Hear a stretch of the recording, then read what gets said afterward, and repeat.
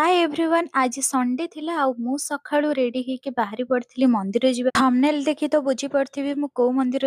आज पागटा पूरा मेघुआ थिला आउ बहुत ही सुंदर लागुथिला मंदिरर एटमॉस्फियर सखाळ 8टा 8:30 भितर भी एते लोक आसुथिबे मंदिर को मु केबे भाबी नथिली भाबुथिली केवल ही प्रभुजी माने आ माताजी माने तो मु जाई कि भगवान को टिके दर्शन कर देथिली तापरे माळा टिके गोटे राउंड माळा कर ମୁଁ ଯେବେ ବି ଯାଏ ମନ୍ଦିରରେ ଟିକେ ବସେ ଗୋଟେ ରାଉଣ୍ଡ ମାଳା କରେ ମାଳା ନ କଲେ ମତେ ଜମା ବି ଭଲ ଲାଗେ ଏକା ନୁହେଁ ସକାଳୁ ଯୋଉମାନେ ବି ଯାଆନ୍ତି ସମସ୍ତେ ପ୍ରାୟ ବସିକି ଏଇଠି ମାଳା କରୁଥିଲେ ଆଉ ପ୍ରଭୁଜୀଙ୍କର ଏଇଠି ପ୍ରଭୁପାଦଙ୍କ ଲେକ୍ଚର ଶୁଣୁଥିଲେ ପ୍ରଭୁପାଦଙ୍କୁ ଦେଖିନାହାନ୍ତି ଏଇପଟେ ଦେଖନ୍ତୁ ପ୍ରଭୁପାଦ ବସିছে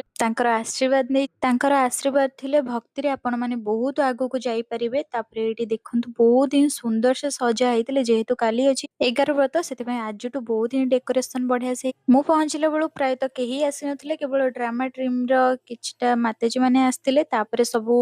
ଅଲ୍ଟର ସେଟଅପ୍ କରିଦେଇଥିଲେ ମାତାଜୀ ପୂଜା କରିଦେଇଥିଲେ ଦେନ୍ ହେଇଥିଲା ଡ୍ରାମା ଆଉ ଡ୍ରାମାଟା ଆଜି ଏତେ ବଢିଆ ସେ ହେଇଥିଲା ଆପଣ ମାନେ ଭାବି ବି ପାରିବେନି ମାନେ ଏଇଟା ହଉଛି ବଳରାମଙ୍କର